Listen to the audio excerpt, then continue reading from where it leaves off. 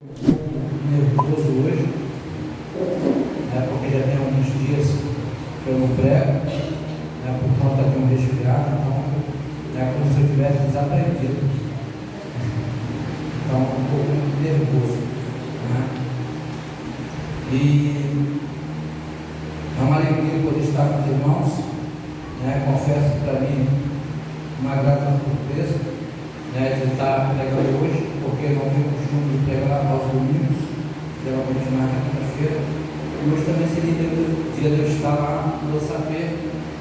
Mas o bicho ficou chorando, pedindo para ficar lá, queria ficar por cá. Semana que vem, provavelmente a gente vai ter invertendo isso. A louvar seja o Senhor. E quero pedir a palavra de hoje se encontra no Evangelho segundo escreveu São Lucas, capítulo 18, versículo 35. Uma palavra bem conhecida de nós. Meu amado, e antes de nós entrarmos nessa mensagem, quero pedir a você que nos assiste através dessa live, através desse vídeo no YouTube, quero pedir a você que se inscreva nesse canal, que você possa estar ativando o sininho de notificação, compartilhando com o maior número de pessoas que você puder, com seus amigos, com os teus inimigos, no nome de Jesus. O importante é você compartilhar, no nome de Jesus, amém? Nem que seja por pirraça, mas compartilha esse vídeo aí. Se quer se ligar de alguém, compartilha o vídeo, no nome de Jesus, amém? Glória a Deus, aleluia. E a palavra de hoje, Evangelho de Lucas, capítulo 18, versículo 35, e diz assim: e quando se aproximara de Jericó, Lucas capítulo 18, versículo 35, amém, amados? Os irmãos, perdoem se a minha dicção estiver um pouco ruim para os irmãos entenderem, porque eu estou com um abençoado download aqui que só a graça. Jesus, mas Deus vai dar graça e eu vou conseguir fazer uns implantes. Amém. Em nome de Jesus. Lucas capítulo 18, versículo 35, diz assim: quando se aproximaram de Jericó, um cego estava sentado à beira do caminho, ou à beira da estrada, dependendo da tradução, ou à margem do caminho, pedindo esmola. E ouvindo o barulho, ou os passos da multidão,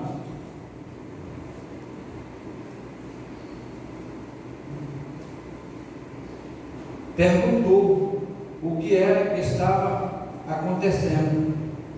E disseram que Jesus de Nazaré estava passando. Então ele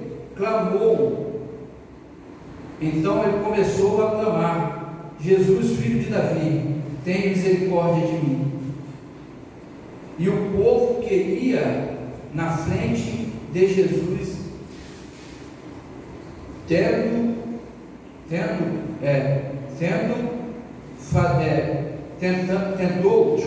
tentou fazer o homem ficar quieto, mas não adiantou, e ele gritava ainda mais alto, dizendo: Jesus, filho de Davi, tem misericórdia de mim.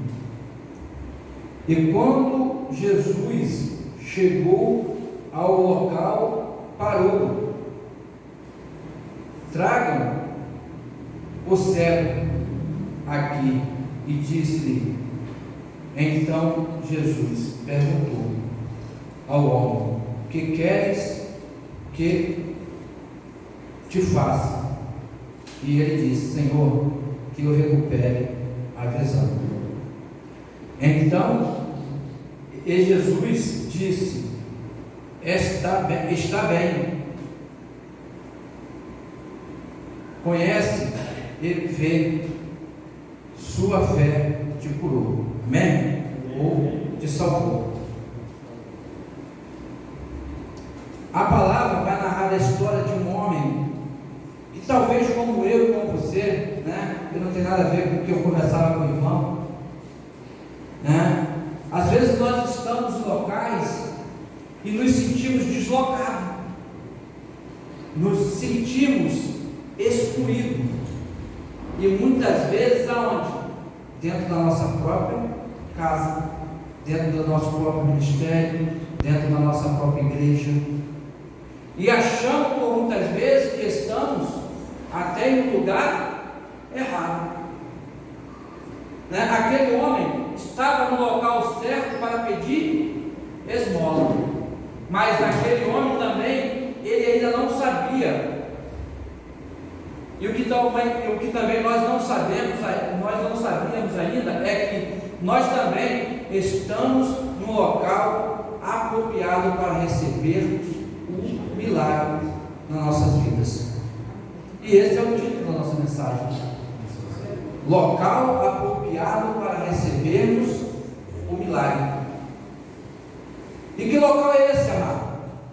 Um local onde nós somos confrontados nas nossas emoções, onde nós somos confrontados, de repente, dentro do nosso trabalho, onde nós somos confrontados dentro da nossa igreja, dentro do nosso ministério, o local onde nós deveríamos nos sentirmos acolhidos, abraçados, protegidos, amados, porque nós pregamos um Jesus que é amor, né? E muitas vezes nós nos sentimos deslocados dentro do ministério, mas estamos no local apropriado para recebermos o nosso milagre.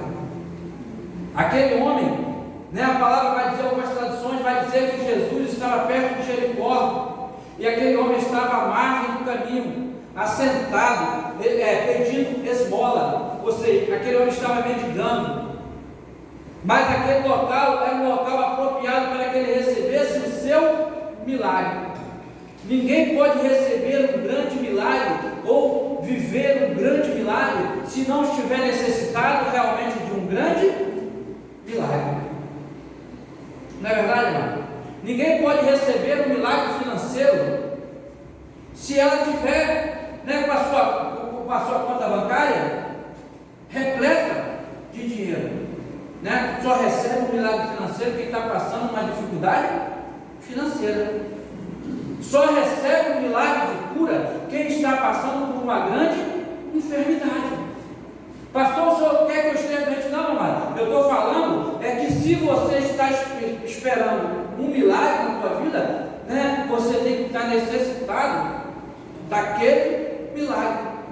Porque como é que eu posso receber um milagre de cura se eu estou gozando de plena saúde? Né? Como é que eu posso receber um milagre financeiro se eu estou com a minha conta, né, no azul, no verde, no amarelo, nunca no vermelho? Não tem como receber um milagre. Né? Eu não posso receber um milagre de uma cura interior, né, se as minhas emoções elas já estão estabilizadas.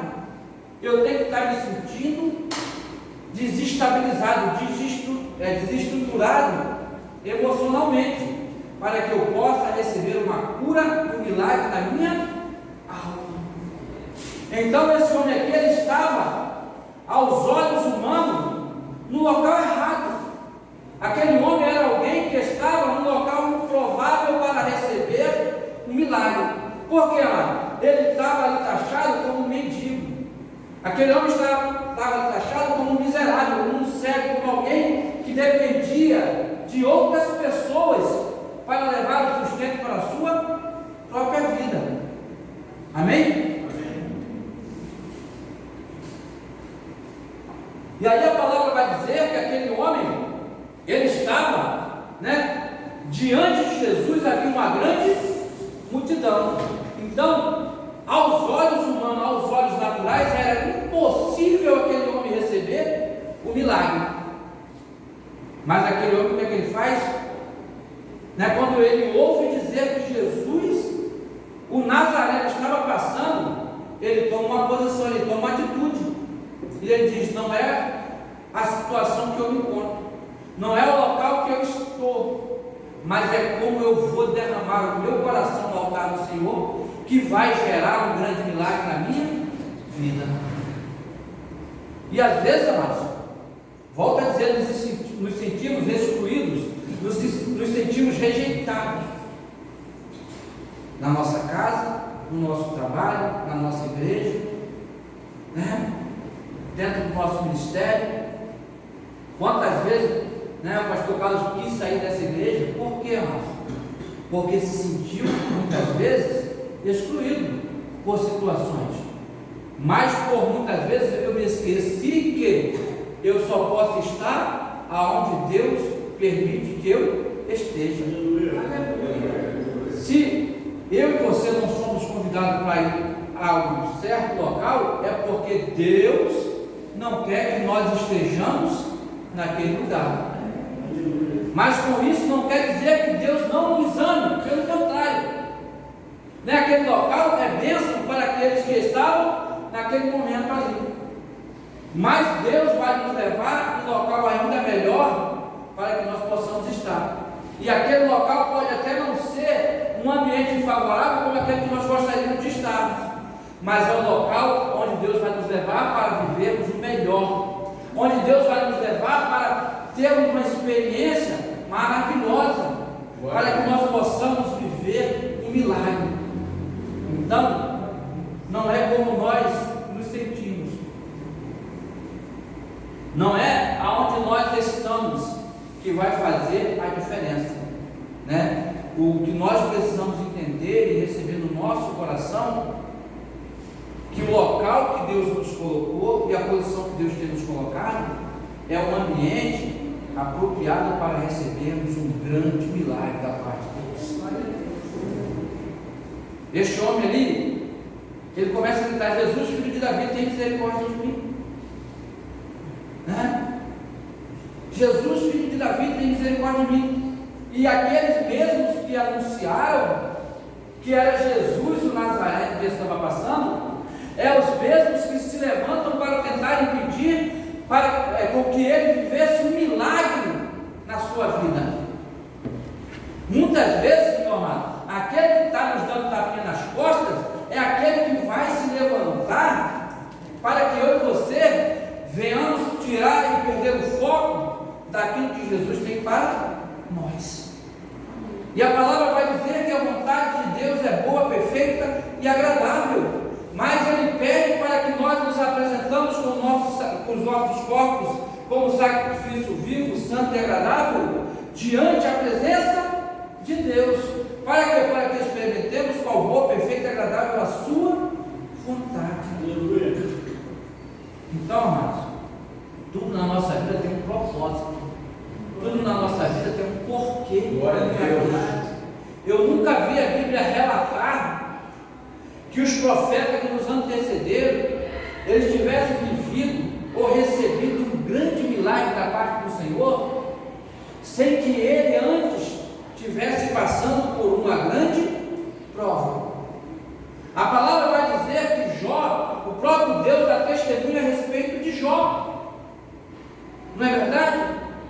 Quando há uma grande reunião cristã, o inimigo da nossa alma, o lapeta, ele aparece diante da presença de Deus e o Senhor pergunta para ele: de onde vem? Ele fala: de rodear e cercar a terra, perambular pela terra. E o Senhor pergunta: viste meu servo Jó? Um homem reto, íntegro, que se desvia da presença do mal, e com certeza não há homem semelhante a Jó. Aí o inimigo diz: mas também, porventura o Senhor não cerca Jó de bênção?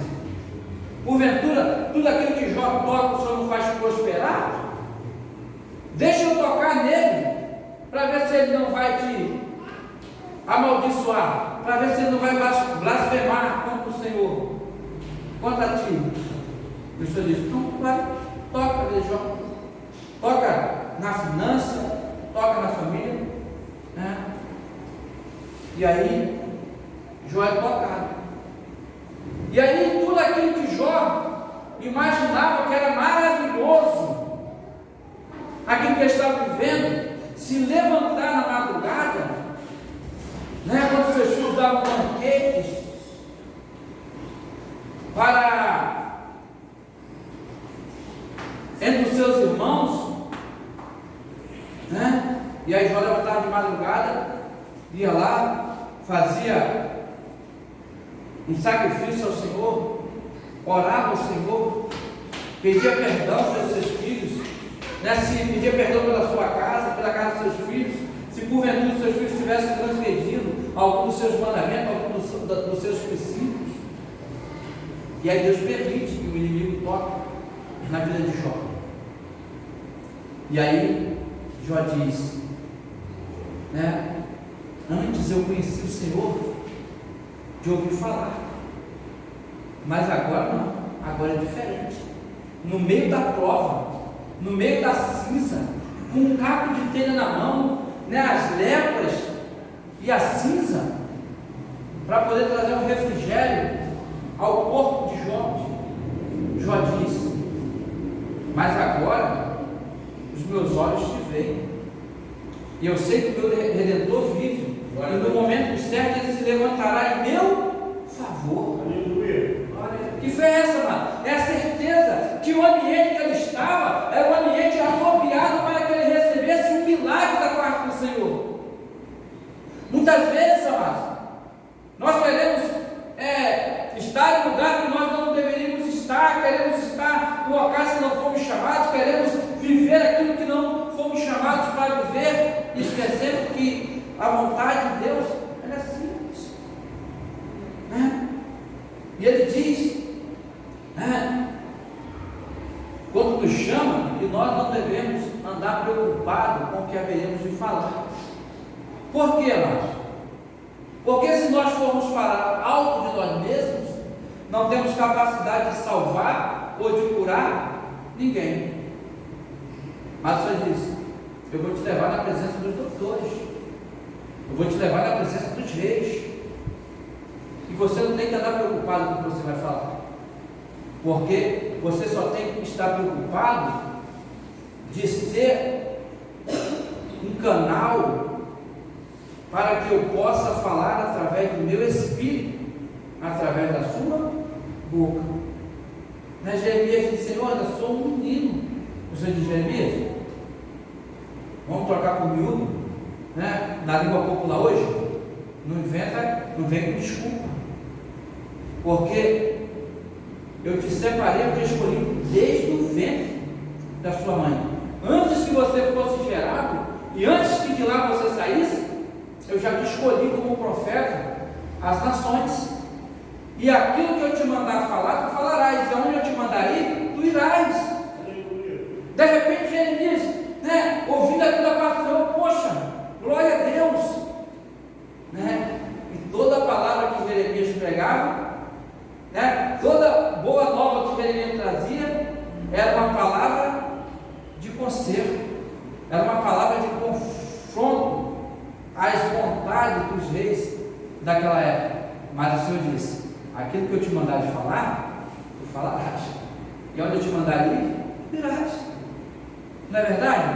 Então, tem coisas que não é para nós, tem lugares que não é para nós irmos, tem coisas que não é para nós falarmos, né? Tem coisas que não é para nós nos importarmos, porque a palavra vai dizer que há um tempo para todas as coisas debaixo do céu, né? Há um tempo de plantar, há um tempo de colher, há um tempo de se alegrar, há um tempo de chorar, há um tempo de espalhar, e há um tempo de juntar.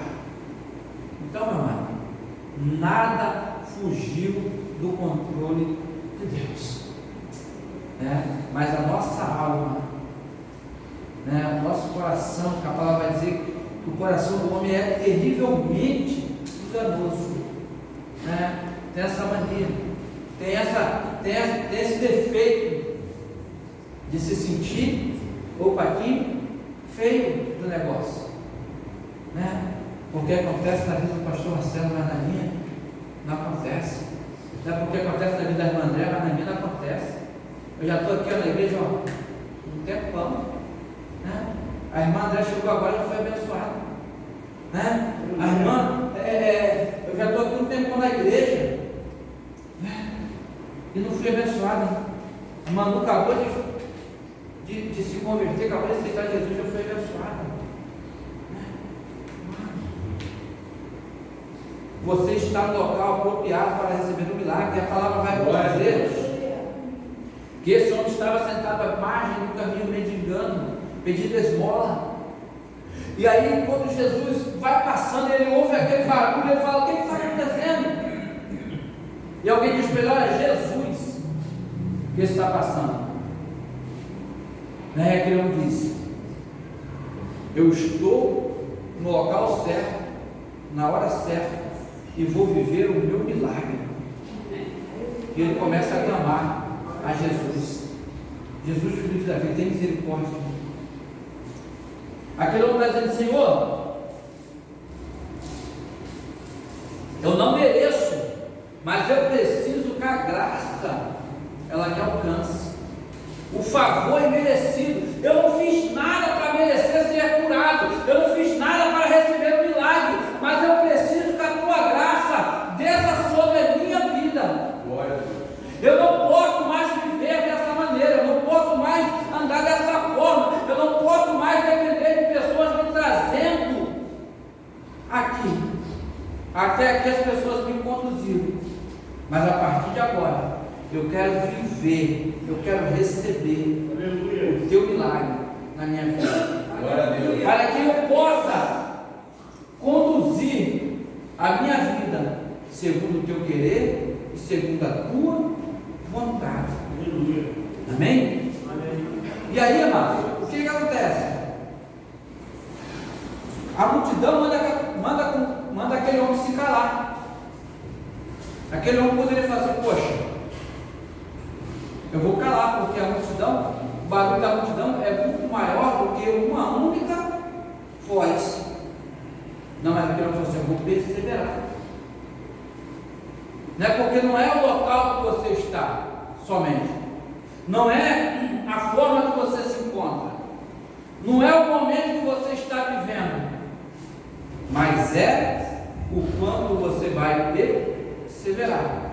O importante não é como nós começamos a caminhada no Evangelho, porque a coroa da vida vai ser dada àquele que perseverar até o fim. Amém? E aí aquele homem começa a gritar, e a multidão diz: olha, melhor você ficar quietinho, o mestre não vai vir. É muita gente, é muito zuzuzum, é muita gente tocando o mestre, é muita gente pedindo para ser curado, é muita gente pedindo para viver o sobrenatural, é muitos seguidores que esse homem tem. E aí a resposta de Deus para a multidão é que uma vida do Senhor vale tanto quanto aquela multidão. É tanto, né, que Jesus para e pede para que traga-me esse rapaz até a mim. E aí, amados, quando trouxeram aquele cego até Jesus, e Jesus faz uma pergunta meio que engraçada, né? Todos eram conhecedores que aquele homem era cego, que aquele homem ficava ali pedindo esmola, né? E aí Jesus diz: o que queres que eu te faça? Né? Era óbvio, meu amado, que aquele homem queria ver. Era óbvio que aquele homem queria receber de Deus. É óbvio que aquele homem queria receber de Jesus o que até o presente momento ninguém pudera dar a ele. O que, amados? A experiência de viver o milagre na presença de Jesus. Porque, meu amado, quando nós vivemos a experiência de um milagre na presença de Jesus, é coisa extraordinária. Não é só quem vive o milagre, né, para poder entender, né?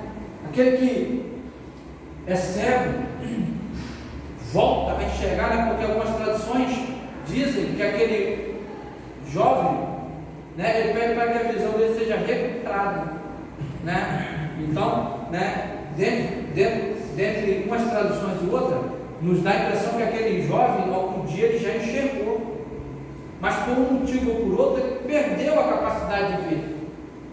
Ele teve que se adaptar a viver, né, em um mundo sombrio, em um mundo, né, onde ele teve que se readaptar.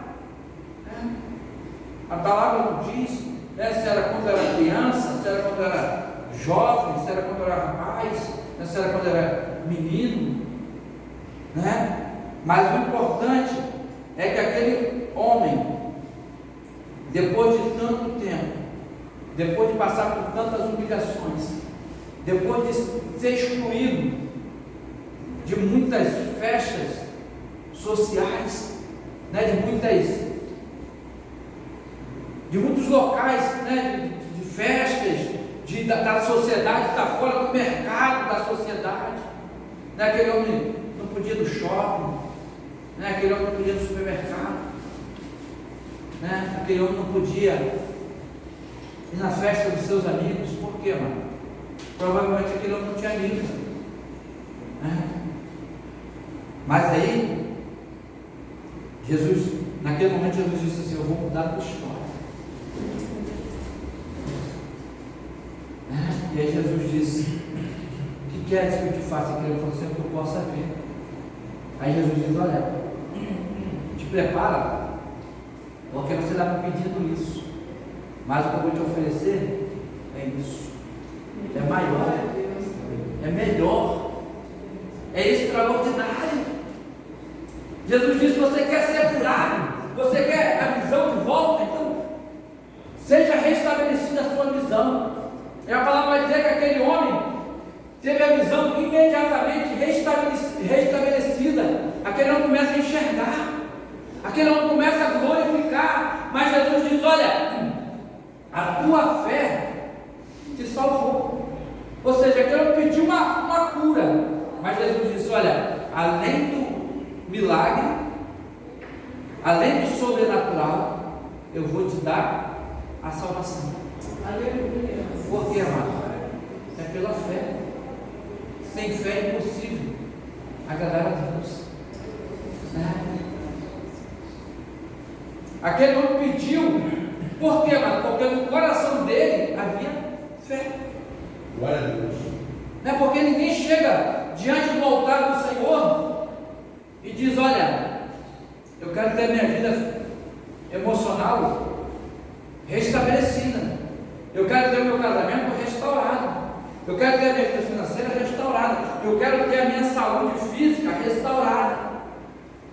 Qual o problema?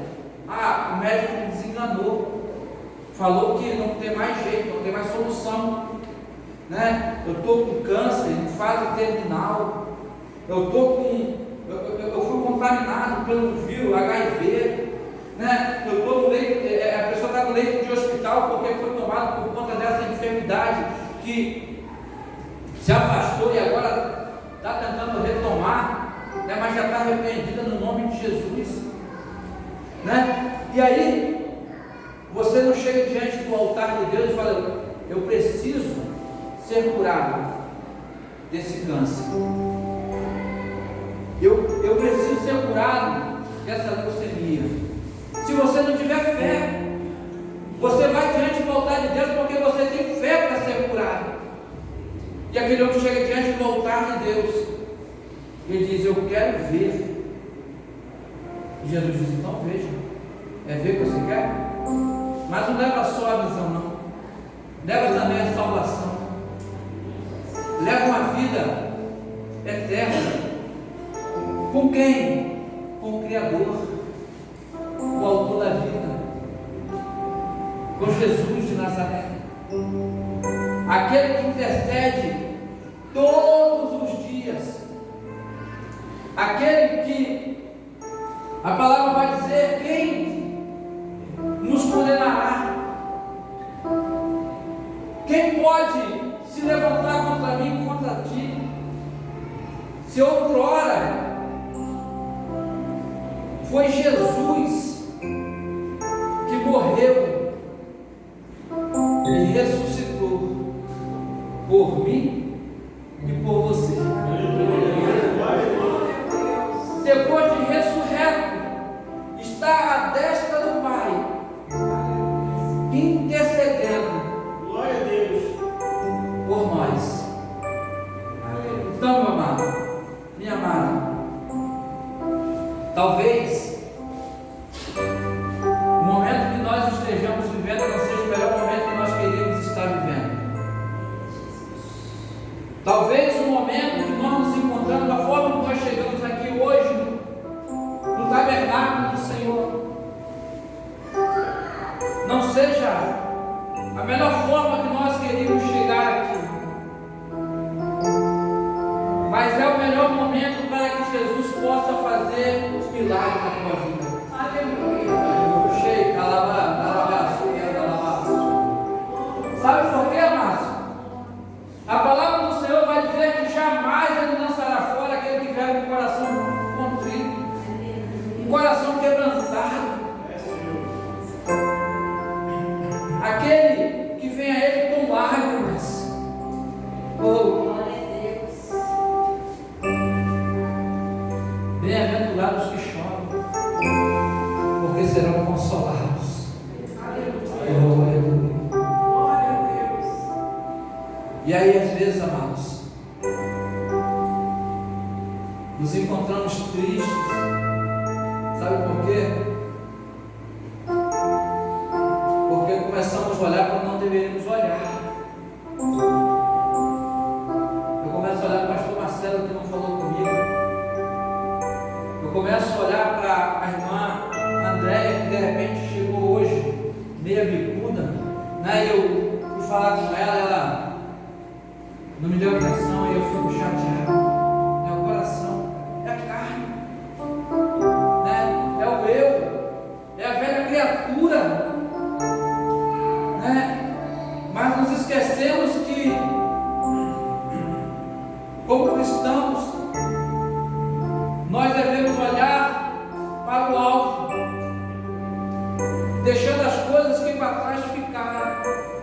E o meu alvo, o teu alvo dentro da congregação, meu irmão, não é olhar para o pastor Carlos, porque certamente você vai cair, porque o pastor Carlos é alguém cheio de falha, alguém cheio de defeito, cheio de problemas, é alguém almático. Mas se você olhar para o autor e consumador da nossa fé, você vai ver que esse ele é reto, ele se desvia da presença do mal, não há condenação sobre ele, e ele diz para mim e para você: não olhe para as circunstâncias, não olhe para a esquerda nem para a direita, mas fique teus olhos para os montes, de onde vem o socorro. O teu socorro não vem de pastor Marcelo, pastor Carlos, bispo Tamar. Não, nós somos só um canal com falha, um canal com defeito, um canal que muitas vezes é surpreendido pela carne, pela velha criatura que insiste em querer voltar, em querer relutar contra a nova criatura. Mas quando nós olhamos para Cristo Jesus, meu amado, nós entendemos que o que o pastor Marcelo fez, o que o pastor Carlos fez, o que o irmão olhou para mim de cara amarrada, não é nada diante do amor que Jesus tem por nós, diante da grandeza e o carinho que Deus tem por cada um de nós. E este homem, quando ele clama a Jesus, ele não olha para a multidão, ele não olha para a situação, ele não olha se ele não se importa se ele estava sujo, se ele estava limpo, se ele estava com uma boa roupa, mas ele estava com o seu coração quebrantado diante da presença de Jesus, e isso é suficiente para Jesus. Talvez se chegar alguém aqui mal arrumado, né?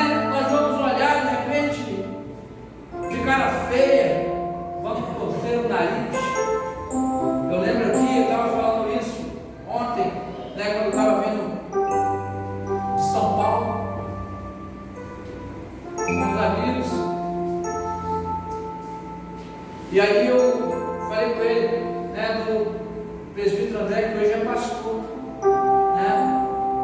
Tive o privilégio, a honra de poder estar, né, lá na ordenação dele, da pastora Márcia, né, que foi bênção nessa igreja de Márcia, e hoje estão sendo bênção no ministério onde eles estão, né, louvado seja o nome do Senhor.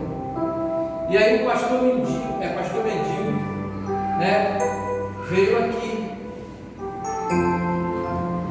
bermuda, rosto todo sujo, uma garrafa embalada no papel de pão, fingindo que estava bêbado, né? E o diácono na época ficou muito irritado, porque, né, o papel do pastor Mendigo é esse, é de ficar atrapalhando o culto, né, de ficar chamando a atenção. E o pastor, o diácono André na época, eu vou já botar esse cara para fora, né? Por que mais? Porque é a nossa carne, é porque nós não vemos como Jesus veio, nós olhamos para a aparência. E há algum problema no pastor André hoje? Não, amados. Samuel, quando vai ungir o novo rei de Israel, Samuel toma a mesma atitude. Samuel olha para a aparência, olha aqueles homens robustos, soldados experimentados em guerra. E como ele vê o filho de Jessé, ele fala: certamente os meus olhos contemplam a face do meu rei. E Deus fala assim: ó, baixa a tua bola, porque você olha com os teus olhos naturais, você olha o estereótipo, mas eu olho por dentro. Mas há nessa casa um menino segundo o meu coração, aquele que ninguém dá nada por ele, aquele que está lá pastoreando as ovelhas do seu pai, mas é esse mesmo que Deus vai usar para fazer um grande milagre. Aleluia. Em Israel. E aí vem Davizinho, cheio de carrapicho, talvez um cajado na mão, porque estava pastoreando as ovelhas do seu pai. E aí, quando Davi chega, e aí Deus fala com Samuel: eis aí o novo rei de Israel. Talvez o profeta nem acreditasse, ungiu por obediência aquele que é maior do que nós, aquele que nos usa pela sua misericórdia, pela sua bondade. E aí de repente Davi é ungido rei de Israel, alguém que ninguém acreditaria, né, pelos olhos naturais.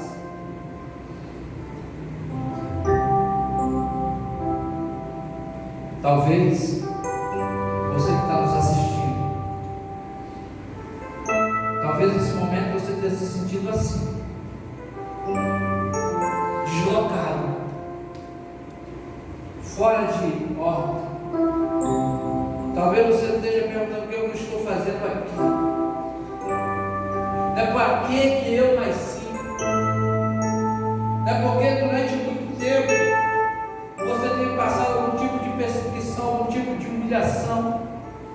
Mas eu quero te dizer que essa noite você está da forma que Jesus precisa, aleluia, para operar um grande milagre na tua vida, no nome de Jesus. E a palavra vai dizer nos versículos seguintes que aquele homem, depois de ser curado e receber um grande milagre da parte do Senhor, ele começa a seguir a Jesus, dando glórias a Deus. O milagre chega na tua vida hoje. O milagre vai chegar na tua vida hoje. O milagre chega na tua vida hoje. Não é amanhã e não é depois. Se você não pegou, eu vou dizer. O milagre chega hoje na minha vida. Eu recebo o meu milagre. Eu recebo a cura da minha alma.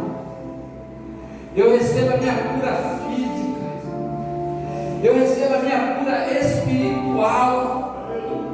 Eu recebo o meu milagre. Eu recebo o sobrenatural de Deus sobre a minha vida e sobre a minha casa. Eu quero te dizer que Deus está operando um grande milagre hoje na sua vida.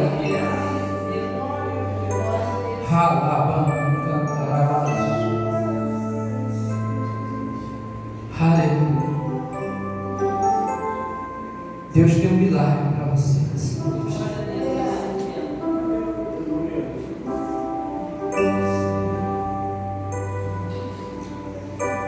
Uma coisa que nós precisamos aprender para vivermos um milagre, você é aqui. Tem gente que ela é boa de abençoar. Tem gente que diz assim, se alguém está precisando de algo, ela abençoa. Mas tem dificuldade de receber. Nós temos que aprender a receber. Não é porque se alguém nos oferece algo, não é que você vai ficar pedindo. Não, mas é porque é mover de Deus. Eu estava com o apóstolo Alexandre, meu vizinho, ele falou assim, pastor, eu aprendi a ser abençoado. Porque nós somos muito abençoadores, mas nós temos dificuldade de receber. Às vezes as pessoas viam com coisas, nós temos dificuldade para receber. Nem quando nós recebemos de alguém, nós estamos abençoando a vida daquele que está nos abençoando. Não é orgulho, amado, não é vergonha, né? Jesus estava dando, aquele jovem estava pronto para ser abençoado. Nós precisamos aprender a dar, mas também precisamos aprender a receber. Amém, amados? Porque quando você recebe, você não impede o seu irmão de ser abençoado. Porque é dando que se recebe. Amém? Vamos colocar de pé no nome de Jesus. Oh Espírito Santo.